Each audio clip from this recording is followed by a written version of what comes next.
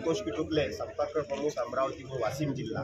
आज हिंदू सणाचे दिवाळीचा वासुबारस पहिला दिवस आणि ह्या दिवाळी या अस्मानी व सुलतानी संकटामुळे ही पूर्णतः काळी जाणार आहे। म्हणजे दिवा लावाले सुद्धा शेतकऱ्याजवळ तेलाचे सुद्धा पैसे नाही आहे। म्हणून या देवाभाऊजवळून त्यांनी जाहीर केल्याप्रमाणे खूप आशा होती की हे दिवाळीपूर्वी ते नेहमी म्हणतात सकाळ संध्याकाळ दुपार टी व्हीवर झळकतात व आम्ही शेतकऱ्याच्या पाठीशी आहो, असा आहो तसा आहो भला नाव। परंतु आज दिवाळीचा शेवटचा दिवस 17 ऑक्टोबर, उद्यापासून प्रशासकीय सुट्टी आहे।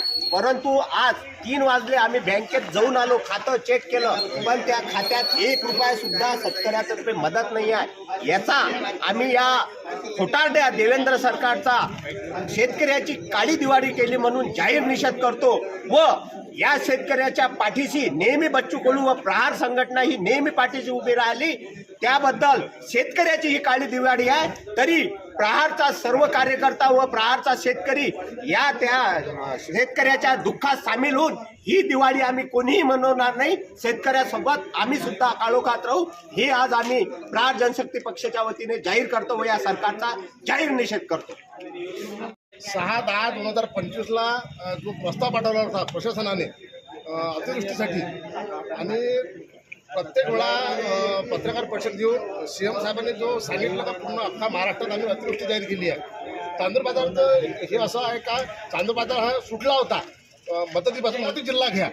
आम्ही सर्व शेतकरी आहे, कोणत्याही पक्षाचा होता पण तो शेतकरी आहे। शेतकऱ्याच्या मताला तुम्ही त्या खुर्चीवर बसले आहे, त्या खुर्चीचा आणि शेतकऱ्याचा अपमान तुम्ही करू नका, थट्टा तुम्ही चालवली आहे। कारण की जो महत्त्वाचा सण असतो शेतकऱ्यांचा आणि सर्व लोकांचा हा दिवाळी आहे। दिवाळीपेक्षा काही नाही। काही लोकांची परिस्थिती अशी आहे का त्यांच्या लेकरा बाळाला अजूनही कपडे नाही, पण यामुळे या सरकारला या शेतकऱ्याचं पाप फेडून द्यावं लागेल।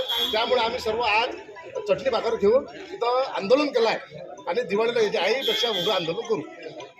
या चटणी भाकरचा तुम्ही स्वाद घ्यावा असं आपलं शेतकऱ्याचं म्हणणं आहे। आम्ही चटणी भाकर खाऊन राहिलो, जे गोड दिवाळी होत असते या हिंदूची, हे आज ह्या हिंदूच्या सरकारमध्ये हिंदूची काळी दिवाळी होत। चांदूर बाजारातून मोठी आणि संतापजनक बातमी येत आहे। शासनाच्या असंवेदनशील धोरणांविरोधात आज शेतकऱ्यांनी तहसील कार्यालयाच्या प्रांगणात काळी दिवाळी आंदोलन छेडले। थोडा पॉज, कारण आहे शेतकऱ्यांचे झालेले मोठे नुकसान। चांदूर बाजार तालुक्यातील शेतकऱ्यांच्या संत्रा, सोयाबीन, कापूस, तूर, केळी आणि भाजीपाला यासह सर्व खरीप पिकांचे प्रचंड नुकसान झाले आहे। शेतकऱ्यांनी वारंवार निवेदने दिली, मागणी केली, पण शासनाकडून अद्याप कोणतीही नुकसान भरपाई मिळालेली नाही। त्यामुळे शेतकरी आज संतापाने पेटून उठले आहेत। आंदोलन कधी आणि कुणाच्या नेतृत्वात? आज शुक्रवार दिनांक 17 ऑक्टोबर 2025 रोजी दुपारी 2 वाजता तहसील कार्यालय चांदूर बाजार येथे प्रहार जनशक्ती पक्षाच्या वतीने हे काळी दिवाळी आंदोलन करण्यात आले। या आंदोलनाचे नेतृत्व चांदूर बाजार तालुकाध्यक्ष प्रदीपभाऊ बंड आणि दिनेश आमसरे यांनी केले। तसेच यवतमाळ वाशिम जिल्ह्याचे संपर्क प्रमुख संतोषभाऊ किटुकले आणि स्टेला मॅडम यांचा सक्रिय सहभाग होता। शेकडो प्रहार कार्यकर्ते आणि शेतकरी बांधव मोठ्या संख्येने उपस्थित होते। आंदोलन आणि संताप व्यक्त करण्याची पद्धत।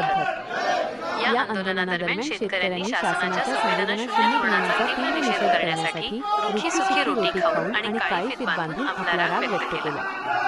शेतकऱ्यांनी शासनाला थेट सवाल केला आहे, वजा अन्नदात्याच्या वेदना शासनाला दिसत नाहीत का? मदत कुठे गेली? शेतकऱ्यांची ठाम मागणी। शेतकऱ्यांचे स्पष्ट म्हणणे आहे की शासनाची ही भूमिका अन्यायकारक आणि असंवेदनशील आहे। वारंवार निवेदन देऊनही आर्थिक मदत न देणे हे शेतकऱ्यांच्या जखमेवर मीठ चोळण्यासारखे आहे।